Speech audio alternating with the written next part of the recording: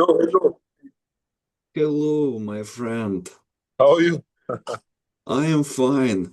Thank you Yeah? so much for this interview. I am No, my very glad pleasure. to see you.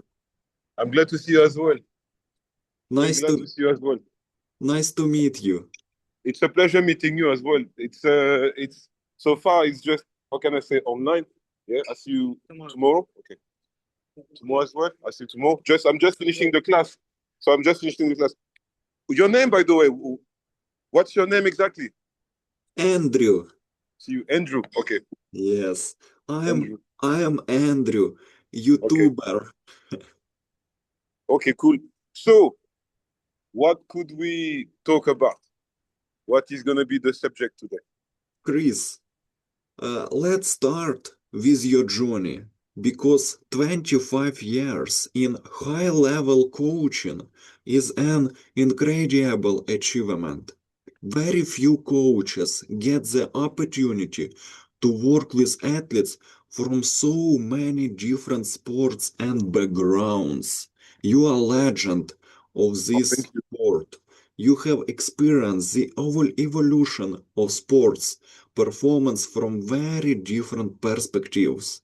Yeah, I would love to know where the journey originally began for you.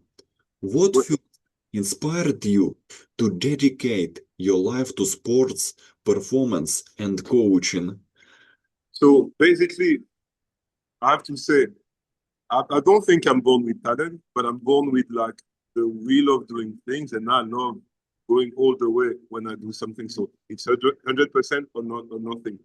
So when I started the sports studies in France, I could see that I would understand pretty easily most of the forms of sports, but I didn't have the accolade to actually do it. So in the meantime, let's say when everyone was asleep, I would take the time to actually work on those things because I didn't have it. And it was easier than in class to work those things for me because in class it goes at a certain pace. When I'm outside, I could do it my way. So I started to do that. And I start to, let's say, find the common things instead of looking at differences. And I guess injuries helped me a lot because I had a lot of injuries, and instead of spending money in let's say all of those physiotherapy and stuff like that, I start to follow a little bit of, I mean, study a little bit of physiotherapy, chiropractic, and all of those things on the side. And let's say I study all the systems as much as the Soviet system for sports performance because for me it was they were way advanced back then. And if you take those studies in sports, I guess um, it has been shown.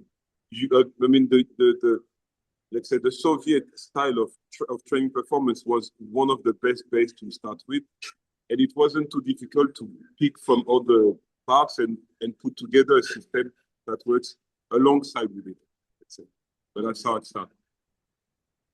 You have now spent more than 2 decades working with athletes. That Yeah. means you have witnessed huge changes in training methods, sports science, technology, and athlete preparation. You Yeah. have also seen coaching philosophies come and go. Looking Yeah. back, I am curious about what initially attracted you to this profession. What was the first sport or coaching experience that made you realize this could become your career? Basically, I think it was the lack of seeing as much. And 25 years ago, let's say 20 years ago even, it wasn't as now with social media and all of this. So as much as I was trying to research, let's say, I'm the type of person, if you tell me, press on the TV, that's how it works, you basically mess up with my brain. Because I need to understand what's happening with the TV. How can there's colors? How can power is coming? I needed to understand that since I was a kid. So let's say the fact that I couldn't find answers as easy as I wanted, made me start to look for it myself. So it really was the lack of data. Let's say combat sports especially is a very low data sports. You do have in football many metrics that people take. In combat sport, there's not many metrics. The guy punches faster, okay. The guy kicks faster, but there's not really a metric to say nowadays there's plenty of devices that can catch this, but back in my time, there were nothing. So everything was more calculation, understanding equation of, how to get the speed and all these things. But that was fascinating for me. It was, I never liked school, but that was like fascination. What did coaching athletes from team sports teach you that you still use today with combat athletes? Okay. I would say one thing in group sports, football, basketball, volleyball, it teaches you not that anyone is better or worse than you, but it teaches you that if you actually can lead, and that you can relate in all sports, if you can actually lead for the sports, meaning forgetting yourself, thinking about the sports only, or thinking about the fact of winning, you will not have ego. You cannot have ego, and it's only through that then potentially you can develop in any sport. I think this is a common thing between individual sports and professional sports. So much so that, to me, tennis is the best, definitely the best coaching possible one. Because, and that's why I inspire myself, to be honest, because in the court, you never see the coach telling anything to the athlete. I have invested all my time. I took everything to give you the knowledge. So once you're there, you're autonomous. I'm not here to tell you anything. I can maybe give you a few signs like a bit more towards the right, a bit more, period. But you prepare the best mental preparation athletes for me in tennis. And I took that, let's say, I took that for absolutely every sport since the beginning. And I think for me, tennis is a very underrated coaching, let's say, aspects of sports. Chris, you were based in the Gulf for around 16 years, Yeah. which is a fascinating part of your professional story. Yeah. Working in that region must have exposed you to athletes from many different cultures and sporting systems. It also gave you the opportunity to work in an international environment, international, for a very long period. I'd love to hear what that chapter of your career was really like.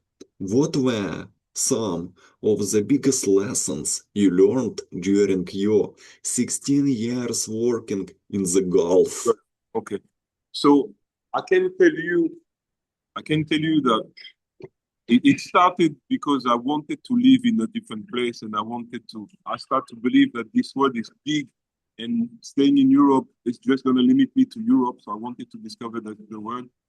To be honest, even thought that my knowledge of sports is good. My knowledge of geography, history, and all of that is pretty bad. So I thought Dubai was India. But I went there. I liked the sun. And what I liked the most about is that I was starting something in a place where people have a base, a very basic base, but I could help them to get better. So I was looking, that's how I started, like 16 years ago. I started taking people for what sport, for the sports that they want to do, studying the best, seeing which level they are, and starting to build bridges for them to reach the level of elite in all sports. So by doing this, I had, let's say, it was the biggest learning that I could have is that, the biggest lesson is that no matter where you are, it's people. No matter who you deal with, it's a person. So you just need to find out the right word and the right, let's say, attributes to make the person develop his skills. So it really, regardless of the sports, we human, as long as you have the will, you will find a way to start with. And then once you start the way, it's like, how could you make something that is individual as much as global, in the sense like, if a person is born, let's say, properly, you will have 2 arms, 2 legs, and so on. Some people are less fortunate, but it's the base that we have. So once you take that as a base, it takes all of the other possibilities away. Because what matters is, if you're willing to do something, you're going to be good at it. That's the biggest lesson that I had. And because I was so passionate, and I'm still passionate about the sport, it wasn't difficult for me to spend 6 hours looking for how to fix someone's posture and do courses for 16 weeks of how to train a person to get the best posture, because everything that I could learn will be given to others.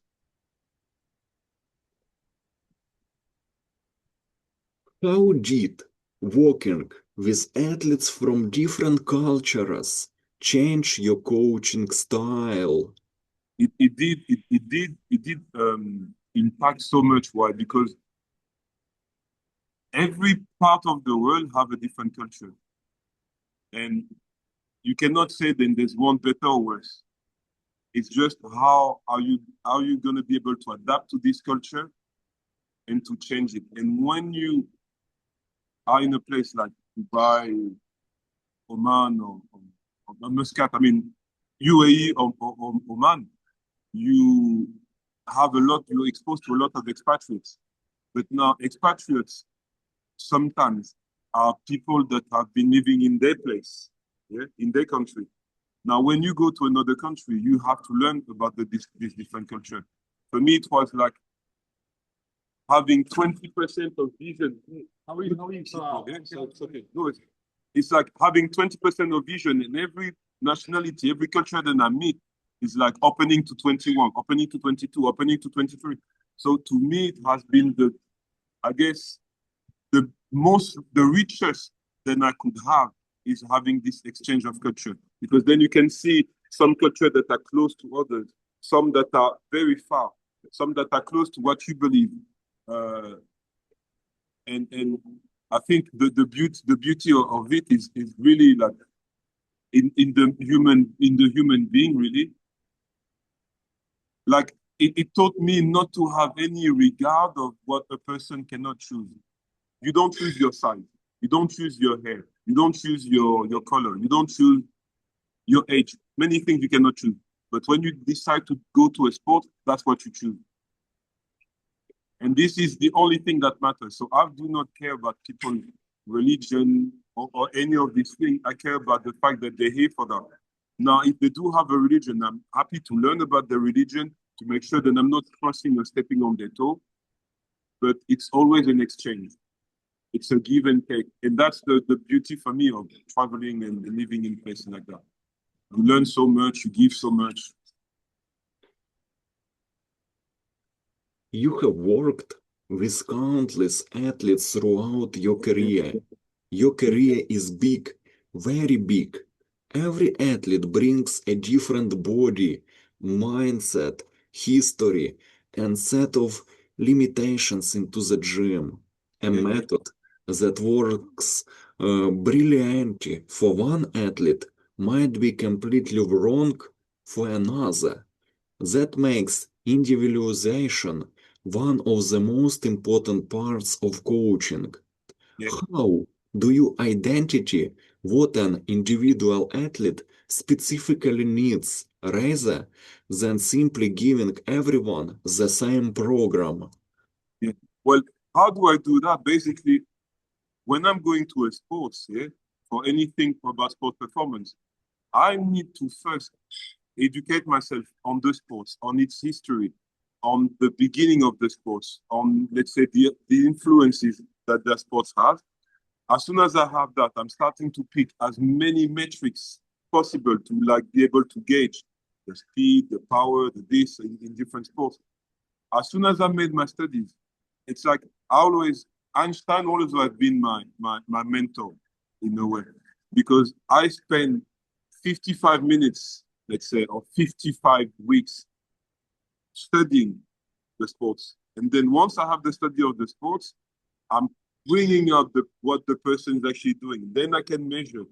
And then I'm going to compare with different people, let's say, from different ages, from different countries, and see what are they. For example, Chinese, yeah, knew that for a very long time. When you take an athlete for strength training, one of the things that you value the most is its glute dominance. Because as we imagine, the glute, if we would not have an ass, we wouldn't be able to stay straight. The fact that we can stay straight is that if you wouldn't have an elbow, your arm couldn't extend or couldn't bend. So when you start understanding some of those, let's say, principles behind the selection of athletes, or the principle, let's say, you want to train a person in combat, someone shorter is always going to be better and adapted for combat than someone taller. Someone taller is going to be more adapted maybe for all types of running and all types of speed, because he have longer limbs, even if it makes shorter, let's say,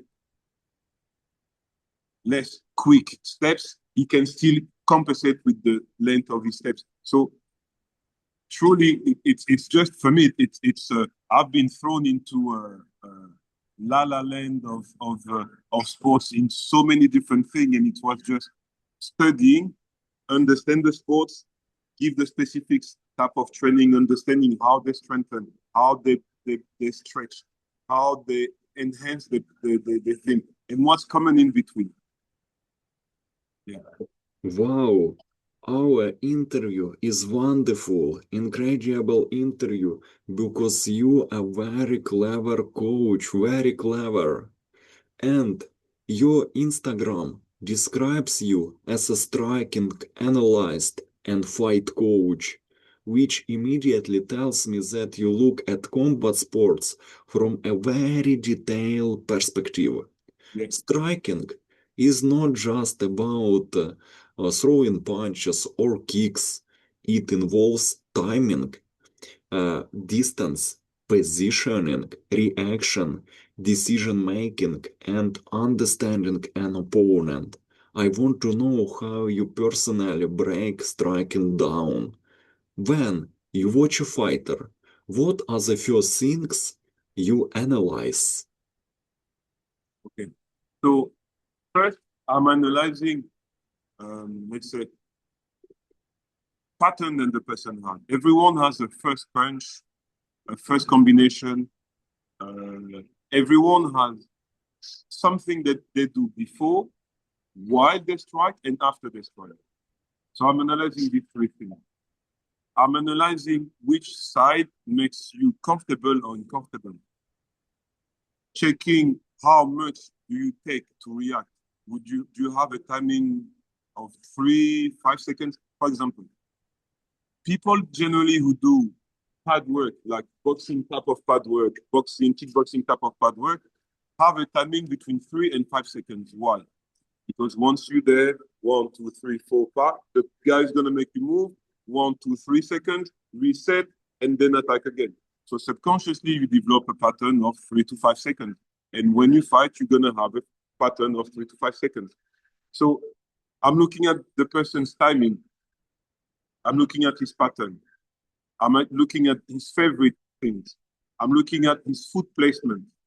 I'm looking at his hands placement. Also paying attention a lot of the things he does, as I told you, when he does, before, after, and in the same time, because those are only the 3 times you have to attack. After I'm looking all these things, step by step, I'm going through strategy, passing all of those things. And that generally takes 15 seconds because you don't need much. You don't need much more. For example, if a person, as I say, pattern, shake the hand before fight, you know the pattern now. Then when you know he's shaking the hand, he's about to shoot. You move on the side, he's not going to shoot. You can attack him at that time. Shout out to my friend Barry Robinson, because many of the things he said, people didn't pay attention, but he caught the rhythm step and the L step, which are two steps mainly made in combat sport. And when people get beaten, when the opponent knows about it. And many people didn't give him the credit that he deserved, because he doesn't have a high palmarès of combat sports, which most of the time the best coaches don't even have fighting themselves, but they're clever enough to fight, because David beat Goliath with a stone. He was clever. Goliath had the muscles. But it's always that. Those are the few things that I pick. In your opinion, what separates a technically skilled striker from a truly effective striker? What is the technical striker should have? If you do not have the control of the range, if you do not have the control of the space and logistics, in my opinion, you can't be. If a person is only good on one side is limited. It's always going to be limited. If I'm orthodox, my left foot is forward, yes? So if I'm going to my left, it's very easy. Why? Because as a baby, from baby, we learn to fall onto a bum. So going back and falling to your bum is okay. Now we don't learn to face plant. So you would have more problem to be going towards your right as an orthodox. The reason why, for me, in my training, there is no stance. I'm not telling you, you orthodox or you southpaw. You want to go left, you put your left foot forward. You want to go right, you put your right foot forward, period. There's no right or left. That allows you to be more, how can I say that, efficient in any movement and anything. So, my opinion, having the ability to be using both sides is by far the most important skills to have. The second one, I'll say, will be the possibility to have composure, because you can solve any issues or any problems if you keep your composure. As soon as you lose that, you lose the fight.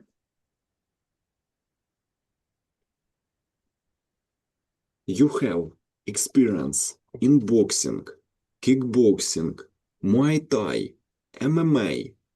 Each discipline has its own rhythm, distance, stance, weapons, and tactical principles.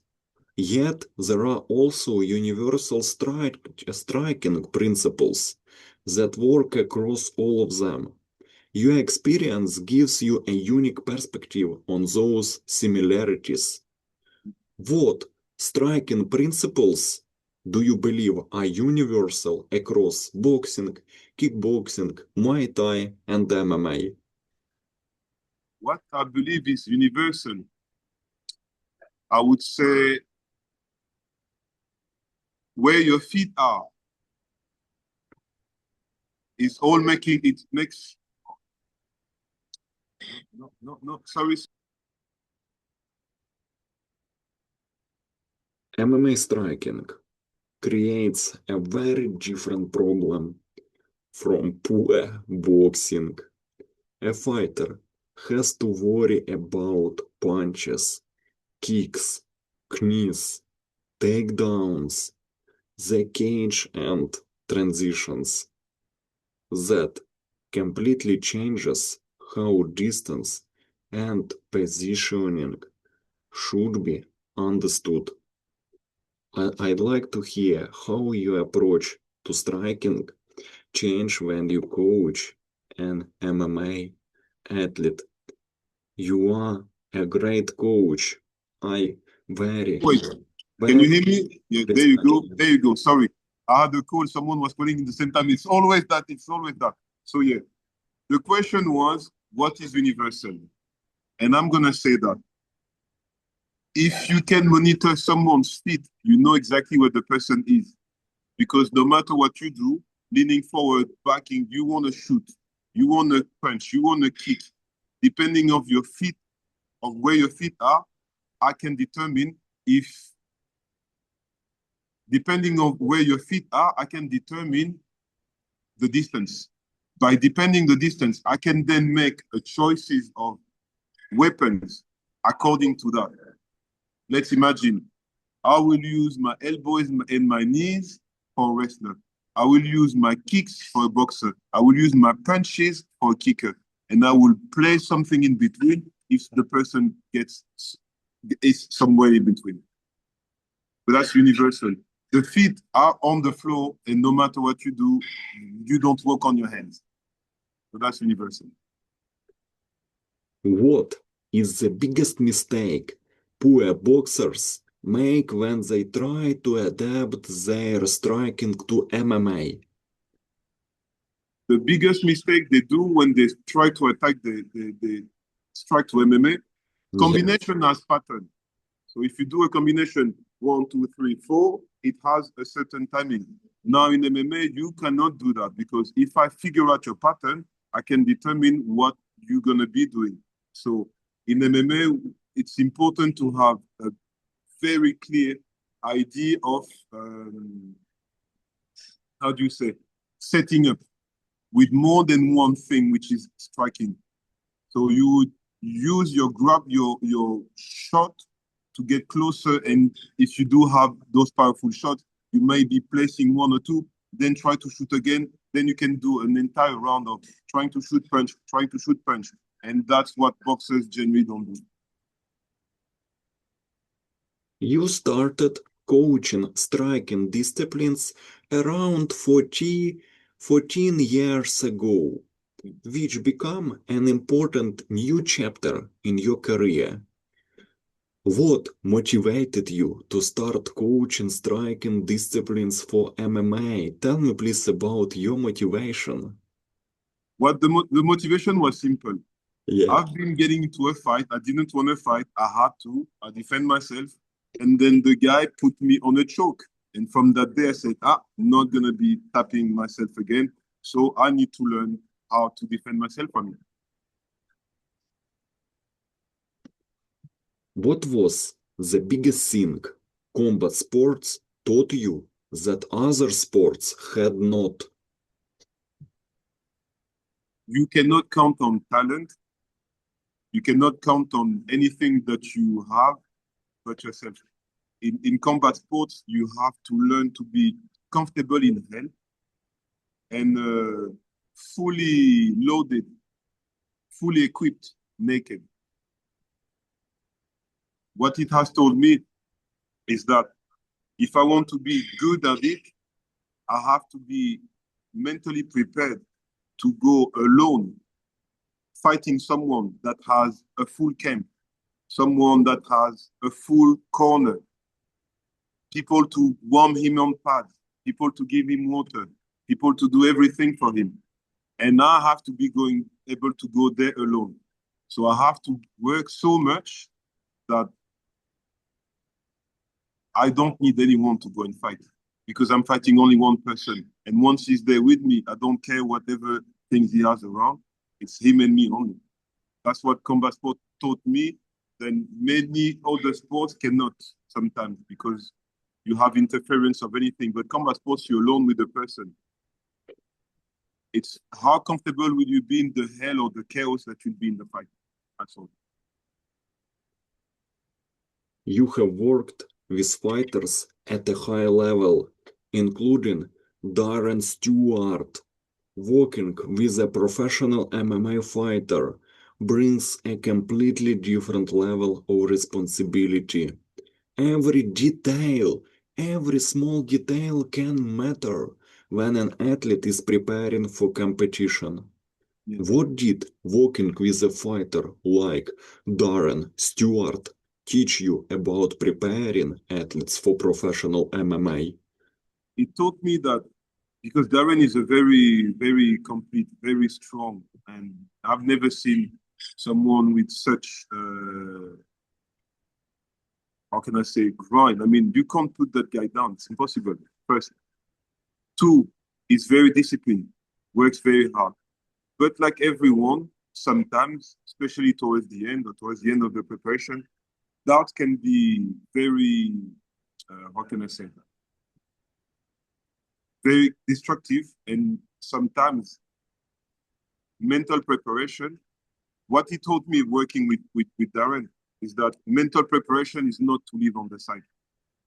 You can have someone that is, this guy is a one-man army for sure, but even a one-man army can have some times where he's doubting, and that can lead to something else.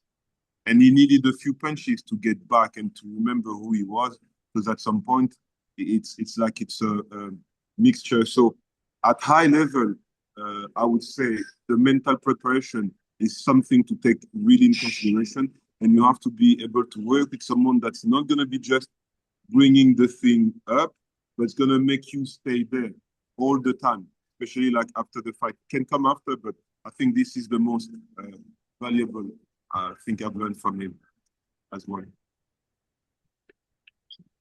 Chris, what do you think about Darren Stewart career in UFC?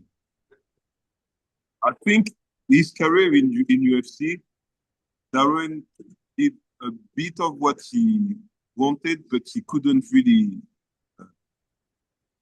fulfill who he was, because boxing was a thing that he always wanted to do. I trained him for boxing when he fought Darren Till, and the purpose was for him to make at least one boxing fight. But I really believe that he could have done more boxing. He could have been trained a bit more specifically, because the problem of sometimes, and this is the problem in many gyms, when you do have many fighters, you sometimes have one coach training 15 fighters. So you cannot separate your attention as much as you want. And more fighters you have, or more competitors you have, sometimes it gets over, you can't really get that particular attention needed. So I think Darren could have done 10 times more if he could have been able to be himself and maybe sometimes do a bit of boxing. If the coaches was a little bit more accommodating, let's say. That's one thing that I found in UK. Many people, I might be upset with that, but it's often their way or the hard way. And sometimes for me, I'm thinking I'm a student who teach, but I have to learn from the person first. So that's the reason why I've been sometimes successful, because instead of taking what I have, I'm listening to what you have, and I can see what I can bring up with you for that. I'm working more like that than having the imposing things to people. I'm giving them the choice. Next question is very interesting and very painful. My friend, how do you like UFC? Don't you think Dana White doesn't pay much for fights? I think Dana White should pay more for to the UFC fighters. Should pay more. I would definitely I can't disagree with that. This is definitely, and why I'm saying that, the way I work with people always have been the same. I do not want money from the person. I go with you, let's say, for example, if it's 300 euros, 300 pounds, pay me 300 pounds per month at the end of the time. If you go million, the million is yours. I do not want to hear about it. It's your money. But if we agree on the price, pay me that price. That's the only thing that I'm working. And I believe with pay-per-view, with all of the money that UFC can do, they surely could pay people a lot more. Hey, good for you. Yeah, Chris, no? Yeah.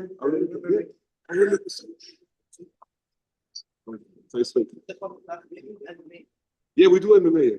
Send me a text. I'll answer you as soon as I'm done. So, yeah, I believe that there are promotions like PFL and many others who paid the fighters what is not due, but what would be fair.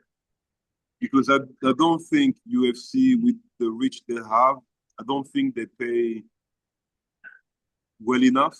And I would say that because with the expansion, and for me, this is one thing. Okay, it's good for business. In terms of business, it's good. You have one thing, you make it many. Good. But for me, I would take care of a cow first properly. When that cow is properly care of, I'll invest on the second one. When that cow is properly, I'll put another one. But I'll make sure then the cows that take it, I will not build up so much to that it becomes such a big machine, and I forget the people who actually make that machine work, which are fighters. My friend, MMA fighters have earned big money. They collect large arenas and sell pay-per-views. What do you think should be done? Maybe we need to create another MMA promotion that will compete with the UFC. Oh yeah, I think PFL is not far. PFL is not far because what they're taking is definitely not far. And I think some others will come. Now, there's good things to take from the UFC, but for me, there's the human part to put on top of that one. Because if you work with someone and you pay that person well, that person is going to be working well with you. Yeah. And I really do not believe that in the UFC, people are working with the UFC. They're working for the UFC. And that's what makes the difference. And I believe the day a promotion will be working with fighters, that potentially will change. Because we saw during even during COVID, people have power. If they decide not to or to do, they'll have power. But often it's an impression that we don't have. Like you're powerless. But let's put it this way. If tomorrow people start to say, we boycott UFC, we're not watching UFC now, what do you think UFC will do? It will drop its price eventually. It will start doing something to bring people back in. They will bend in order to bring people back in, right? But because, especially nowadays, everything is working with the mass. For me, in mass, the M is silent. Because really people are just following according to that. According to just what shines. UFC is big, everyone knows about UFC. Even sometimes I've been asked by people, oh, Chris, do you teach UFC? No, I teach MMA if you want, which is the sport that you see in the UFC. But UFC becomes such a big thing. And I believe it should change. It should change.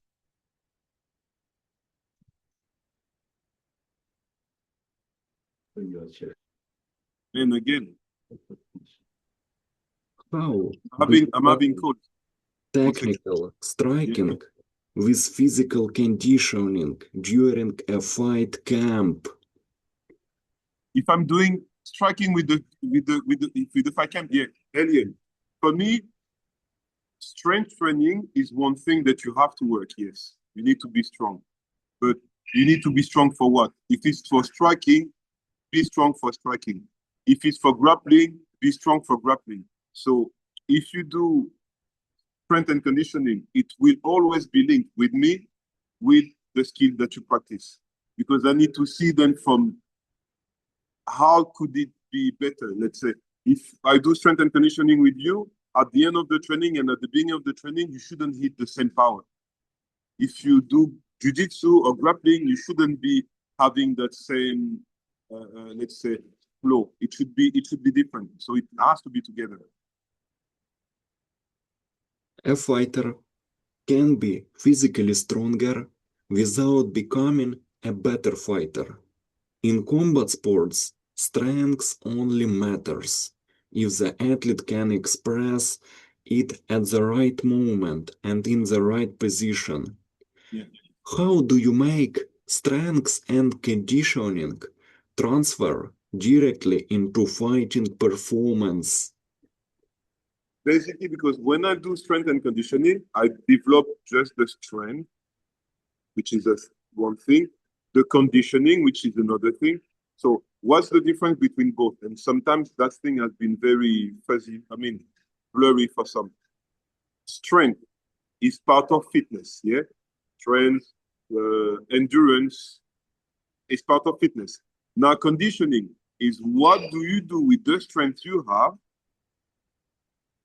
How do you perform and how do you keep your body performing within that time? So conditioning could be as much as like 5 minute round of air bike, battling rope, bag work, core work, something like that. So you go for 5 minutes and I want to see how your body is holding within these 5 minutes. That's the conditioning. Now, strength on its own is me developing your ability to generate more power. And that's sometimes where some people get confused. You look at, for example, the preparation of Hamza Chimaev was a combination of burning factors. And when the guy went to fight, he was burned.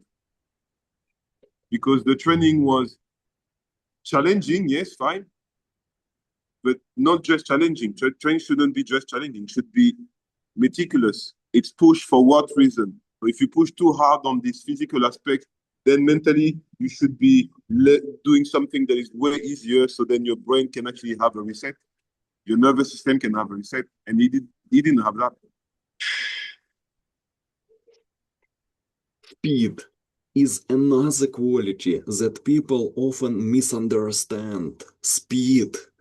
Many athletes think speed simply means moving their hands quickly.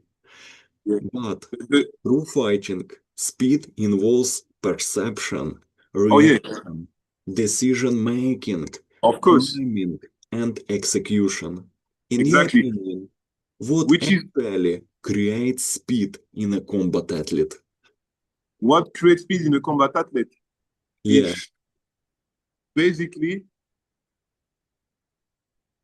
the quickness that you actually do things. Let's say the quickest way to learn speed is to go slow. Why that? Because when you go slow, you have the possibility to think while you're doing. You have the possibility to actually do the thing and looking at the full range of motion, picture by picture, frame by frame. So you can delete what is not necessary. Yeah, you can delete that.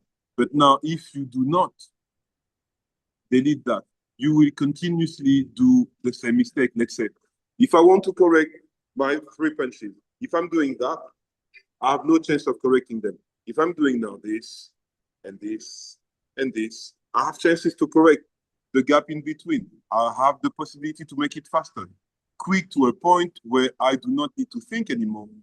But it's because I spend much of my time watching the steps. So the quickest way to actually learn any skills in combat sports is to do it slow. how do you develop punching power without sacrificing speed and technical efficiency? Same thing as speed. If you want to punch hard, you have to learn to punch without power. Prepare your mind to connect with the movement. Prepare your mind, sorry, not with the movement, but with the object.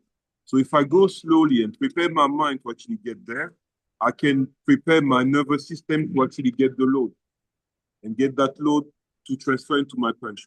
So the quickest way to actually, the best way to learn to punch harder as well is to go slow and to go soft. And then this softness becomes harder and harder and harder until your nervous system is progressive load as well. Progressive load for me is the progressive overload is the base of everything. For me, timing is a big mystery. is a big mystery, as for many. Can timing be systematically trained, or is it mainly an instinctive ability, instinct? It is subconsciously, and it is as well trainable. Timing is trainable, but subconsciously, as I told you before, sometimes Thai boxers have a certain timing between the combination with the partner. They have the same timing in combination in back work, and they will have the same timing in combination within the opponent because it's something that they have drilled all along.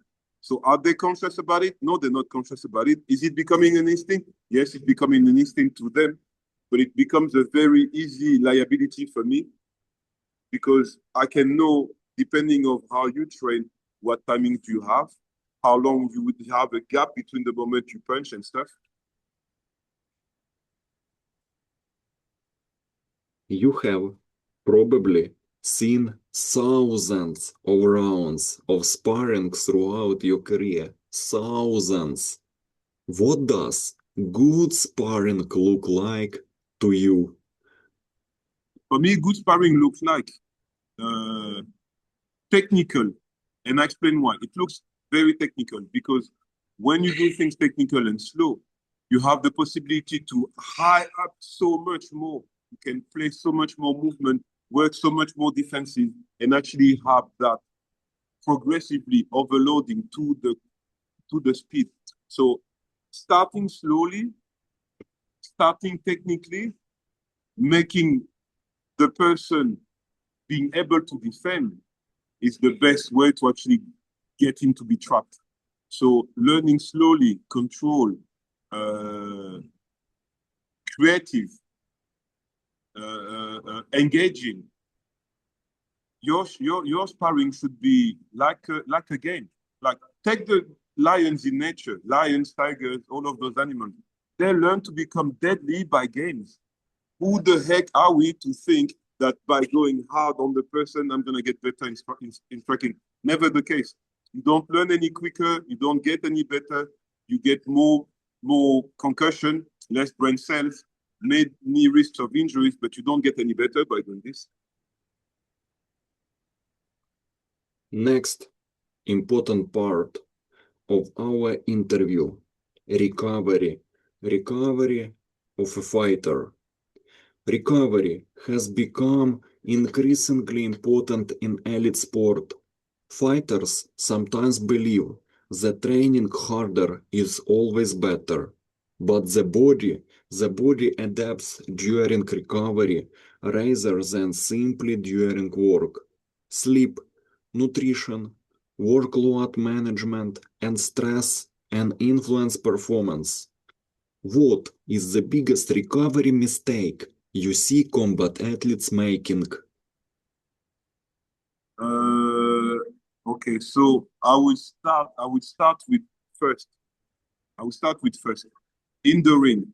I mean, my question to you is that, wait, I'm answering you by the question, but hear me out. If you coming home, you take off your shoes, your jacket, your thing, you put your thing down, and your wife, your mom, anyone tells you, oh, can you go get me some milk? How do you feel? Like, why didn't you tell me that before? When I had my shoes on, my jacket, I could have gone down and do that. Yes? Now you don't want to hear that when you're there. When you fight and you sit on the stool, okay? So if I'm fighting and I'm sitting on the stool, I'm asking my body to rest. Yes, I put my body at rest. But am I resting? No, I'm not resting. I'm fighting. So I should be better standing up, keeping my hand moving. When I fight, in between rounds, I shadow box, and I look at the opposite. I look at the other person. So I recover by doing that. Instead of me sitting down and cut, I'm not doing. So I would say that regarding the ring, but also in terms of recovery, if you train hard, you cannot train long. If you train long, you cannot train hard. So it always have to be, how do you say, a mixture of both. You have to get that hard week, you have to get a soft week. When you do soft week, you can do a lot of mental preparation. So you can start thinking, for example, of the strategy a lot more because you're working slowly. When you work hard, maybe you won't be able to work on the strategy, but you can work on your gas tank, on how you're going to be able to recover in between. So recovery, to me, it's really, it has been overlooked for a very long time. Now, some people put an emphasis on it, but it's still not enough. Recovery should be able, and even when you fight, you don't have time to rest. You should learn to recover instead of resting. What is the best way to recover after exhausting weight race? The best way to recover is to breathe. Why that? We can stay days without food. We can stay days without water. We can stay days without sleeping. But it's only minutes without breathing. And in fact, we don't breathe to live. We breathe not to die. It's different. So the quickest way to recover when you've been doing an intensive effort, is to make sure that you get grip on your breathing. And every time your breathing goes, you actually also activate mentally your heart to slow down. Those are the quickest way, taking a deep breath, holding it for a few seconds for the oxygen to be taking as much carbon dioxide as possible and exhale the carbon dioxide. One of the quickest ways. Chris, in your opinion, why do UFC fighters lose weight so much? A lot of kilos are lost. How do you look at it for exhausting weight racing? I personally hate that. I ask the people that I'm training, fighters that I'm training, I'm telling them, I don't mind you being between 5 to 8 kilos above or below your weight during camp. Closer you get, 5 kilos will be the maximum. But I'm not taking more than 5 kilos. If you have 5 kilos to lose, I'm your guy. 8 kilos to lose, I'm your guy. If you can maintain that. But if you cannot maintain your weight between 5 to 8 kilos, I'm not up for this big weight cut. I've done it one time, seen the guy almost close to dead. I'm never going to do that again. For me, those weight cuts are tremendous. They do not see it now, but they will pay it later. And see, look at me, I'm 49. But I'm still hanging on because I haven't been doing anything tremendous with this. I've never been going more than like 5. It fluctuates 5, 10, sometimes 5, 10 throughout the year. And at my age. And I'm not training as a pro athlete. So a pro athlete has only 2 things to do. Take care of your weight and take care of your training. Including recovery. So, in the final part of our interview, its final part, we will talk about your coaching philosophy. Because after working with thousands of athletes, you have probably made mistakes yourself as a coach. Nobody develops a successful career. Tell me about your mistakes. What is one coaching mistake that taught you a lesson you will never forget? One of the mistakes that I'll never forget is that everyone is fighting a battle that you don't know of. So we have to be kind. I used to train one guy back in UAE, and that guy was always late. Always late. For a month. And then one day he comes late. And it was irritating a little bit. Then I'm telling him, why are you always late? The guy told me, he relaxed, kindly told me, you know, coach, I have 3 kids. I'm working 4 jobs.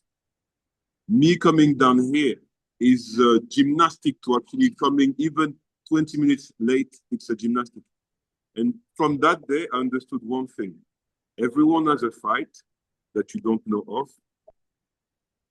If a person makes it to the gym, even if the person is late, that person have decided to come down here.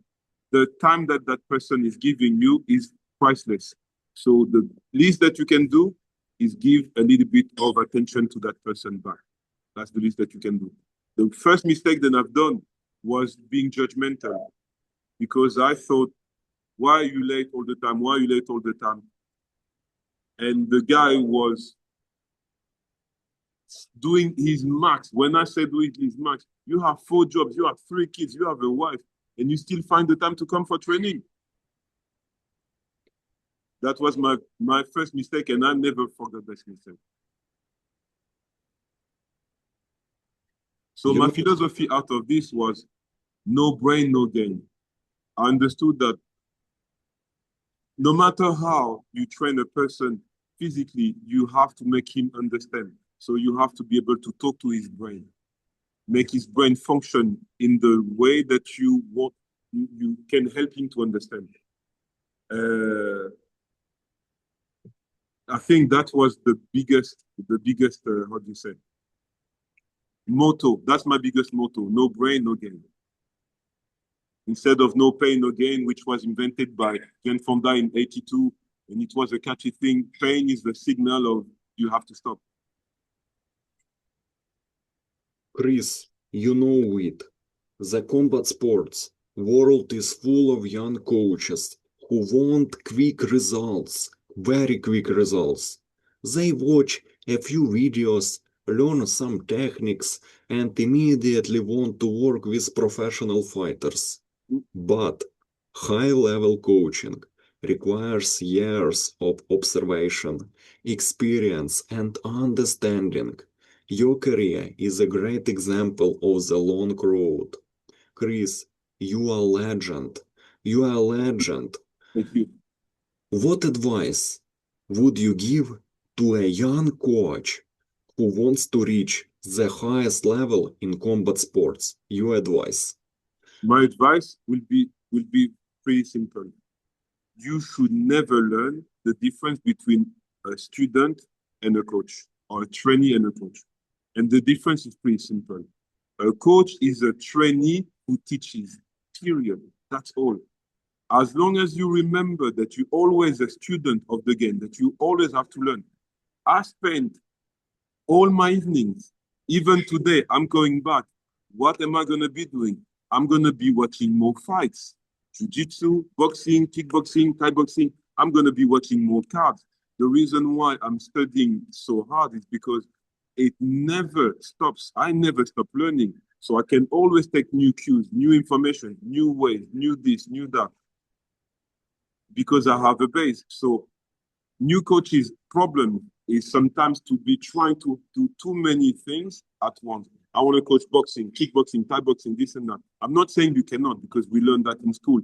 But then I would say try first to learn what's common in between all of them, and make it one of your language. Instead of, now many coaches are, as you said, they do a few courses, a few things, and they don't. So for me, that's a question I'm asking every coaches, and for me, it tells me if the person is a good coach or not. If they can understand that the difference between a coach and a student is just that the coach is a student who teach, they're going to be great coaches. If they don't get that, I'm not vouching for them. You have already built an extraordinary amount of experience, but great coaches usually remain students of the game. There is always another technique to study, another athlete to understand, or another method to test. Curiosity is probably one of the reasons coaches continue improving for decades. I am interested in what still excites you about your professional today. You study every day because you are a great coach. You never stop. And my final question. After more than 25 years in coaching, what still motivates you to keep learning? It's before answering that question, I'm telling you also another thing to complete the other one. Students are master in disguise. I wouldn't be where I am if I wouldn't have some hard student to teach, some hard situation, some complicated thing that I had to overcome. So I think importance is in the student. So without student, you cannot become a great coach. And now to answer your question,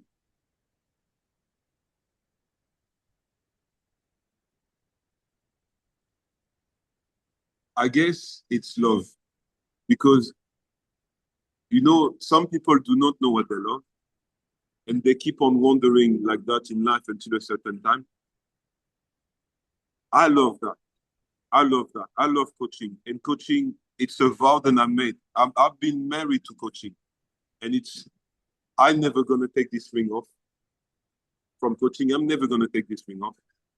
I'm always gonna be learning. I'm always gonna be researching to get better until my last day. And I do not believe, and that's the luck I have. I do not believe that I know anything. I just know that I have some ideas, and so I keep learning. Chris, thank you so much for taking the time to join Boxing on Sundays and for sharing your experience with me. It was a pleasure. It was a pleasure, Andrew. It has been an absolute pleasure having you on the show, and I sincerely wish you, your athletes, and everyone you work with continued success around the world. I respect you. Thanks a lot, Andrew. And hopefully one day we could meet. It would be good if you do this. If you want to do some more, I probably will tell you there's a few coaches that I could recommend you to actually talk to as well, because they have very interesting principles, views, way of coaching. One of them is Barry Robinson. So hopefully I'll try to send him a text and see if he's game, because he has, like, for me, there's like, you know, there's fingers, and every finger is different. You cannot replace. It's just different. And for me, it's one of them. Stay in touch, my friend. Stay Definitely. in touch. All right. I have to go because I've been called thousands of times, and I probably have to attend that. Don't hesitate. We're not strangers anymore. If you have any questions, anything, don't hesitate to ask me. I'm here for that. Yeah? Yes, yes. Pleasure, Sergey. I'll see you soon. You take care. Have a nice evening. You too. Bye.